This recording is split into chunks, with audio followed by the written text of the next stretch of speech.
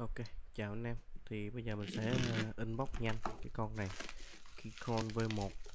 Thì mình đã theo cái kèo này 1 tháng rồi, mới trả hàng ngày hôm qua luôn. Mình pre-order ở Teamin Computer với giá là 1.490.000, bản Carbon Black, có núm nha, chỉ có kit thôi, không có switch và keycap. Và mình quyết định build em này với KTT Red White và keycap Chrome ABS Double Shot, bản Cherry Profile ha.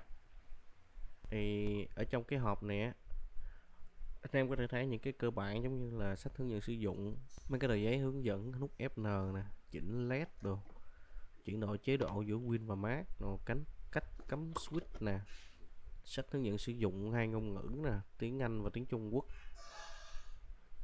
Tiếng Việt rồi mình quên rồi, tại vì cái này là mình làm tiếng này, tại vì cái clip đó mình quay, lúc mình quay mình không có nói chuyện, bây giờ thì mình mới nói chuyện thôi. Đúng là tiếng Anh và tiếng Trung Quốc. Thì ở trong cái bịch, anh em chú ý cái bịch nè. Cái bịch này nó bao gồm hai con vít, cái vít tứ giác hả, đúng rồi, cái vít nhọn á, cái vít nhọn và cái vít lục giác, một cái switch puller, key puller, với lại cái USB chuyển đổi giữa Type C qua USB. Tại vì cái sợi dây này anh em thấy không, hai cái đầu nó đều là Type C hết, nên phải cần sử dụng cái kia để cắm vào máy tính, nếu máy tính anh em nào không có cái cổng Type C.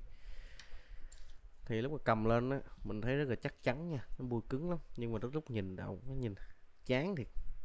Mấy cái start má nó lúc cái gì đó nhìn đúng quải luôn. Đầu mình nghĩ là ok, nhưng mình có lắp thử, mình gõ thử thì nó lọc sọc, rồi nó binh, rồi nó tích tùm lum hết á. Cái này là mặt sau nè. Ok, đây mình nói thêm cái start là nó chỉ lúc cái wire đó à, rồi nó chích một đống lúc ở ngay cái chỗ mà ngay cái góc góc bo với lại cái housing thôi. Nó không có lúc housing, nó không có lúc mấy cái housing, nó chỉ lúc cái wire thôi. Còn cái này là mình test mod, đây mình có tháo ra mình test mod. Thì đây là cách mình chừa lại mấy cái tụ ra nè. Đó, mình chỉ test là cái chân switch thôi, còn như mình chừa ra mấy cái tụ á, mấy cái tụ đó mình, tại vì nghe nói là bị chập mạch nó cháy rồi. Ở đây mình sử dụng keo 3M, masking tape 3M mình mua trên Shopee á. Thì mình nghe nói đây là cái loại ok nhất, không có bị chảy keo, sử dụng cho cái test mod là hợp lý luôn. Ok, mình có mod thêm một cái nữa là mình bỏ cái tấm silicon cuối cùng ra, cái đó mình không quay.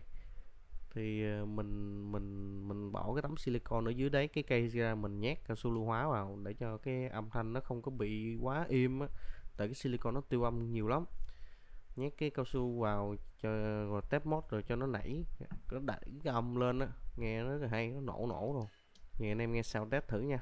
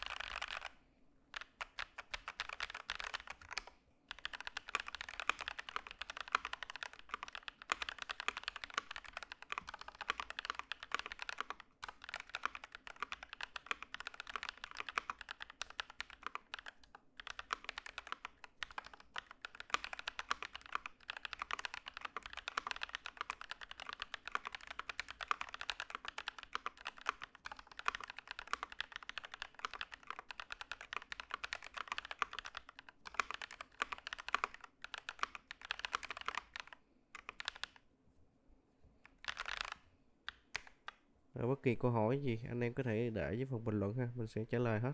Cảm ơn tất cả anh em đã theo dõi video ha.